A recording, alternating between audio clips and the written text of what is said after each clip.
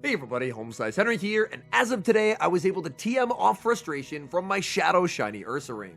Now this is a Pokemon that I got from a Midnight Rocket Balloon shortly after the last Rocket event ended, and I was a little bit bummed out because I had missed the window for TMing away frustration. However, luckily with the Road to Kalos Tour event, you can once again TM away frustration. Now today's team is an absolutely wild one. It's Shadow Dragonite, Shadow Shiny Ursaring, and Shadow Amoonguss. Is the team good? Probably not, but I was able to go even with it across 14 battles at 3100 ELO. So without further ado, let's hop into the matches, and in game 1 we're off to a truly terrible start, Shadow Dragonite into Bastiodon. Now I have 0 Pokemon on my team that beat Bastiodon, so if they shield this superpower, this game is over. But to my surprise, my opponent does not shield the superpower, I get critical damage, and now I send in Shadow Amoonguss. Amoonguss has to respect Flamethrower. My opponent sends in Galarian Corsola, and how weak to Amoonguss can one trainer be? If Corsola is their switch-in, then they are core broken to smithereens in the back. I fire off Foul Play number 2, winning charge attack priority over the Corsola, and I see the vision. The vision is a full farm down with Shadow Shiny Ursaring. Nightshade is going to connect onto Amoonguss. In comes Ursaring. Ursaring gets the perfect farm down and exits with a ton of energy. But it's bad news in the back as it's going to be Annihilate. Unfortunately, I can only make a Trailblaze plus a Swift, and my opponent gets the 50-50 call right. This means even though I'm boosted, this is still a double resisted Swift. However, the Swift actually did a lot more damage than I was expecting. I'm going to wait down the timer and then bring back in the Dragonite. The thing I have to watch for is my opponent will look to send back in the Bastiodon, and when they do, I need to send in Amoonguss. In comes Bastiodon, I send in Amoonguss, I time it perfectly to force the simultaneous KO. Back in comes Dragonite, it's a race to the charge move, and we're gonna get a bad manners superpower in game number 1. Double resistant superpower takes down Annihilate, and that is a good game. Hopping into game number 2, picking up a pretty dreadful lead, Shadow Dragonite into Altaria. Even though we're both hitting each other for super effective damage, look at the health bar on Dragonite. I am just getting absolutely deleted. That is the stat product difference of this matchup. Luckily for me, Altaria does not invest shields. They let me land a Thunder Punch, and that's going to set up the perfect Shadow Claw farm down for Shadow Shiny Ursaring. Ursaring always going to love an energy advantage because it is so incredibly frail. My opponent sends in a Jellicent. Oh my goodness, if this is their switch-in, then they are so weak to Ursaring in the back. I overfarm, firing off the Trailblaze, it connects, but the Jellicent hangs on. Jellicent has monstrous bulk, barely surviving, and pressuring a shield with the Surf. In the back is Empoleon, and my guess is that my opponent thought that I was on close combat in Swift. So, they reckoned if they brought in the Empoleon, it would get deleted by close combats, but the Jellicent at least would wall the energy. But bad news for my opponent is that I am not running close combat. They end up firing off a Drill Peck to cover for a catch, which is a pretty nice play, but I'm just going to close out the game with the Ursaring, as Ursaring makes a Trailblaze into double Swift, and that's going to be game over for the Empoleon, and in game number 2, Shadow Amoonguss didn't even need to see the field of play. We pick up a great lead in the next match, Shadow Dragonite into Azumarill. Now it feels a bit weird saying that a Dragon Flying type has a good matchup into the Ice Beam wielding Azumarill, but that is the power of pacing. Dragonite so cleanly wins this matchup in the 2s that Azumarill never even gets to land a charge attack. If they do, it would obviously one-shot the Dragonite, but this is where Azumarill's slow pacing can be exploited. My opponent is going to pivot, sending in a Diggersby, and that is a Pokemon I have not seen for a very long time. Superpower will be shielded, they immediately undertap the Fire Punch, but even with my defensive -1, Fire Punch will simply fail to take the knockout. In comes the Shadow Shiny Ursaring, farming up to the Trailblaze. Trailblaze will not secure the KO, but it will get big damage on a Diggersby. My opponent shields, potentially respecting the close combat that again I do not have, but suddenly my Ursaring is boosted, and I'm pretty confident that means that this Trailblaze will now actually take the KO. My opponent thinks so as well. As they catch back onto the Azumarill, I go for an undercharge, but Ursaring hits so hard that that's still almost knocked out, with me not hitting a lot of bubbles. My Ursaring is going to get knocked out here by a Scorching Sands from Diggersby, but I saved the superpower on Shadow Dragonite. So I bring back in the Dragonite, fire off the superpower, that's going to connect. Diggersby hangs on just to get farmed down. In the back, my opponent is breaking out the spice as they have a Toxicroak, but unfortunately for my opponent, this game is over. You gotta respect someone running Toxicroak in the 3100s, but unfortunately, Toxicroak just does not win the zeros here. The Astonish is hit way too hard. Grass Knot may be resisted, but it's still taken down Toxicroak and securing the win. Picking up a terrible lead in the next match, Shadow Dragonite into Shadow Steelix. Now, even though Dragonite can hit for big super effective damage with superpower, Steelix can just shield and fully farm you down. So I'm going to need to get aggressive. I pivot out, sending an Amoonguss. My opponent sends in Araquanid, and that is really not what I was hoping to see. Araquanid is still going to take pretty significant damage from Grass Knot. Araquanid really doesn't take a lot of damage from neutral moves, but Shadow Amoonguss does have some pretty nice damage output. I no shield as Araquanid is actually walled, and with them being walled, Water Pulse does not do enough to set up a farm down. So I will make the foul play. Foul play is going to take the KO, and back in comes Steelix. Steelix hoping for a farm down that they're not going to get, but my opponent makes a very nice catch. They realize I was getting the foul play, and they catch it onto Florges. Florges now going to be answered with the Ursaring. Ursaring is going to put up the shield, and then look to fire off the Trailblaze. Unfortunately, Ursaring at -1 is not going to have nearly the damage output that it typically would, but with the Trailblaze, I can boost myself back up. And with my damage restored, I get a perfect farm down, exiting with energy. Back in comes the Steelix. Steelix, they're highly likely to just go straight for the Psychic Fangs. I call the bait, and now I think I'm in a pretty good spot. It all comes down to residual energy on the Steelix. I fire off the Trailblaze, switch into the Dragonite as they immediately undertap the Psychic Fangs, anticipating that play. This game is going to come down to a race. Dragonite racing to the superpower, but I get outpaced. They had 2 turns of energy more than I did. Psychic Fangs takes the knockout, and unfortunately, I will concede the match. Hopping into the next game, picking up a great lead, Shadow Dragonite into Shadow Kanto Marowak. My opponent pivots into Jellicent, and I'm pretty fine to just stay in here with the Dragonite. Ideally, I would love to try and pressure a shield from the Jellicent, no shield the Dragonite, and then try and set up the Ursaring to sweep the endgame. So I'm just going to no shield. No one has ever thrown a nuke move at a Dragonite. They assume every Dragonite is going to end up putting up the shield, so people really love to bait Dragonite. So I call the bait, send in Ursaring, and I'm going to look for the full farm down. My opponent pivots out, they're sending in Marowak, but I don't think Marowak's going to like what comes next. Shadow Shiny Ursaring, monster damage with the Trailblaze, we get the full farm down. Opponent sees the writing on the wall, and concedes the match. Picking up a pretty scary lead in the next match, Shadow Dragonite into Annihilate.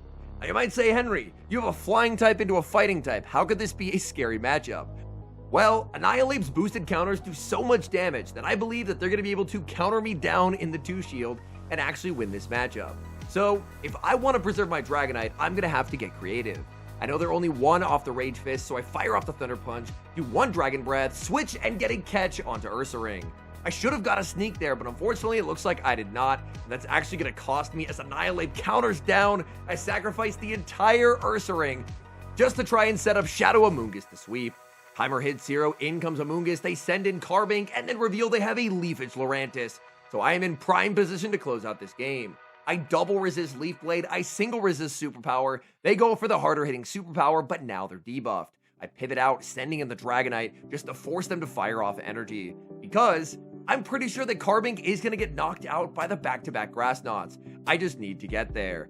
I know my opponent is debuffed. I saw how much damage the first superpower did, so I am not shielding. I no shield. Back in comes the Carbink, and it all comes down to this. Does Amoonguss have the damage output? Grass Knot number 1 connects. They're in the yellow, and this game somehow is going to be a win. We fully sacrificed Ursaring to get rid of the Annihilate, but Shadow Amoonguss gets the sweep and takes the win.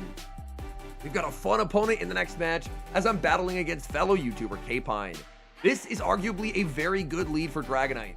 I can threaten massive damage with Superpower, and if I'm ever able to successfully Thunder Punch bait, then Dragonite just gets so far ahead in this matchup.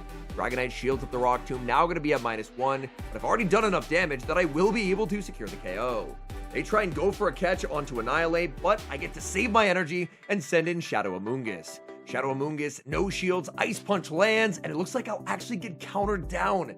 Oh my goodness, the frailty of Shadow Amoonguss, as Annihilate is actually able to force me to throw energy so we don't end up with a simul KO. Back in comes Dragonite into Credilli, and Dragonite has that Superpower loaded. Superpower into Credilli will be shielded. Now I have to decide, do I use the final shield here? I say yes. I'm investing in the Dragonite. My opponent sends in for Alligator, and here I make a crucial mistake. I should have held on to that energy, because as I send in the Ursaring, I realize I'm a Shadow Ursaring. I'm probably getting one shot here, aren't I? Look at the Hydro Cannon damage land. I'm gonna get Shadow Clawed down by a Feraligatr. I'm forced to fire off a Swift, and I think that just cost me the game. Back in comes Credilli, but wait, can I make the superpower? It's gonna be close. We don't get damage registration error, and that game will end in defeat. We get a terrible lead in the next match, Shadow Dragonite into Florges. Even though Dragonite walls Florges' charge attacks, Dragonite is so frail that even just the Fairy Winds will absolutely destroy me. So I pivot into the Ursaring, lose almost all of my HP on a Chilling Water, and in comes Charjabug. Charjabug is a very smart core pairing with the Florges because it protects Florges against Pokemon like Empoleon and Scizor. Bad news for me is that Charjabug is so bulky that it tanks 2 -1 Swifts, and unfortunately, I'm not able to force a shield advantage out of the mid-game. Back in comes Dragonite, forced to tank a discharge and get a farm down. The moment they send in Florges, I'm sending in the wall in Amoonguss. Amoonguss hits the field. In the back is Gastrodon, and this game might be winnable. This is going to be very, very close. Now, Amoonguss doesn't have an amazing matchup into the Gastrodon, to be honest, but I do have energy banked on the Dragonite. I'm very close to a Thunder Punch or a Superpower. So I get the shield with the Foul Play, farm it up to Foul Play number 2, as my opponent CMP ties once again. I'm going to go for a double shield. If my opponent ends up shielding, then I have the ability to switch into the Dragonite, and then with Dragonite's energy, make life very uncomfortable for my opponent. They end up no shielding, they pivot into the Florges, but Florges can't really damage Amoonguss. Everything they throw is going to be resisted. They go for the Chilling Water, but this -1 Grass Knot is going to deal devastating damage. This is a Shadow Amoonguss. The shield comes up. I need to stay in for the Astonish damage, pivot into the Dragonite, and this is a Charge Stack priority tie. If this doesn't KO, I lose the game, but it KOs Florges, and we take the win. Unfortunately, Florges is back for blood in the next match, as I lead Dragonite into Florges once again. Same game plan as before, save switch the Ursaring, get debuffed, and then hope that my energy is enough to force a shield advantage for my opponent. But it feels like Groundhog Day, as in comes another Charjabug, and this just goes from bad to worse. I was able to win the last one, but that's because they had a Gastrodon in the back, and honestly, I feel if they double shielded the Gastrodon, I'd probably end up losing that game. The fact that they didn't and ended up saving the shield for Florges is part of what gave me an opportunity to find a win con. In this game, however, it's more of the same. Having to tank a discharge, this opponent's Charjabug is actually bulkier than the last opponent, so I take one additional Volt Switch that I didn't take in the previous game. Thunder Punch lands, in comes Amoonguss. My opponent is going to be firing off a Chilling Water.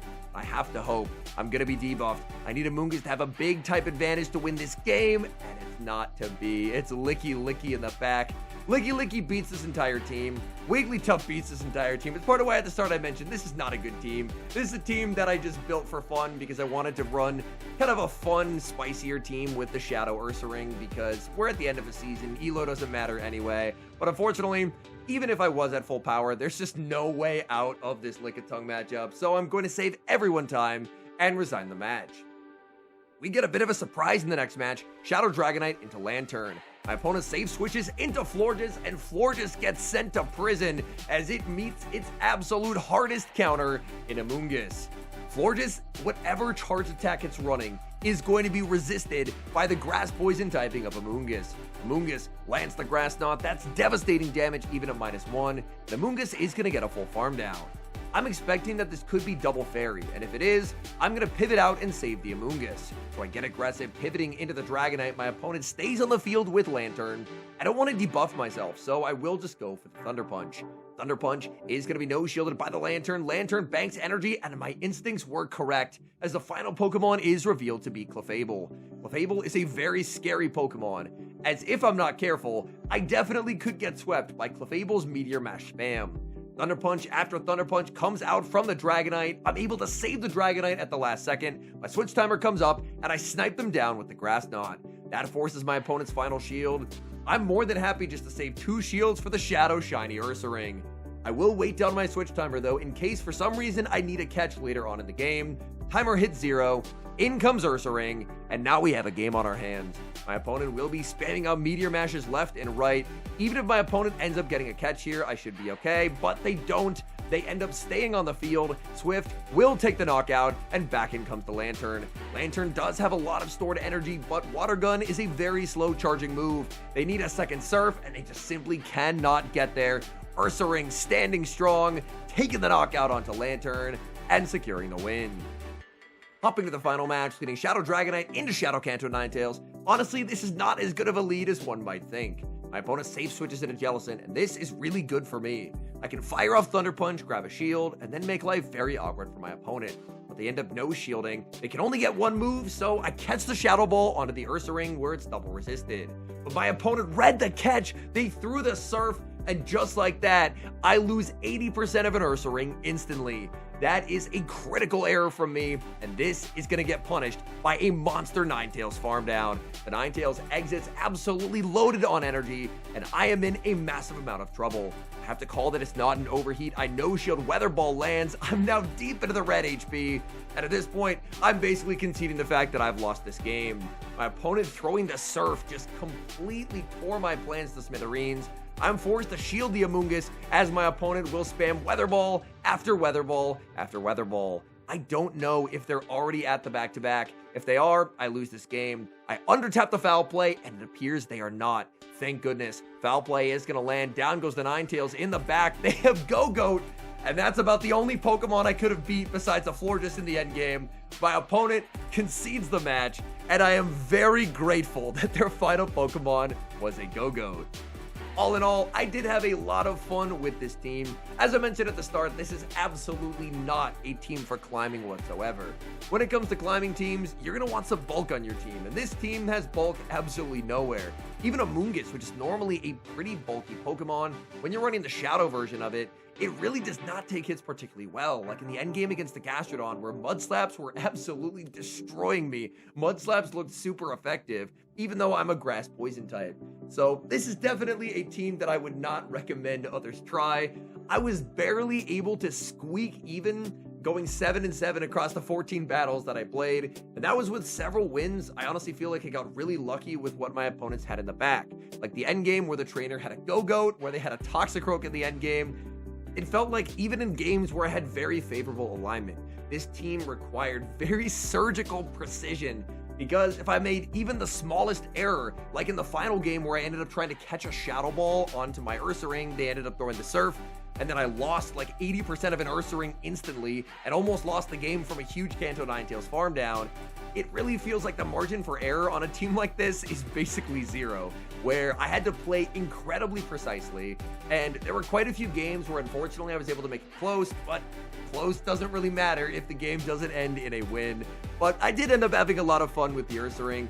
Ursaring is a Pokemon that unfortunately doesn't have any meta play currently, but I think it's one of the coolest Shadow Shinies out there. So the moment I got it from a Midnight Balloon, I knew I had to try it in the Go Battle League at least one time.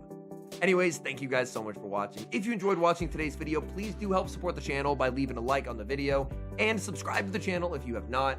And an extra special thank you as always to our channel members here on YouTube. The support you guys provide is sincerely appreciated. So thank you guys oh so very much.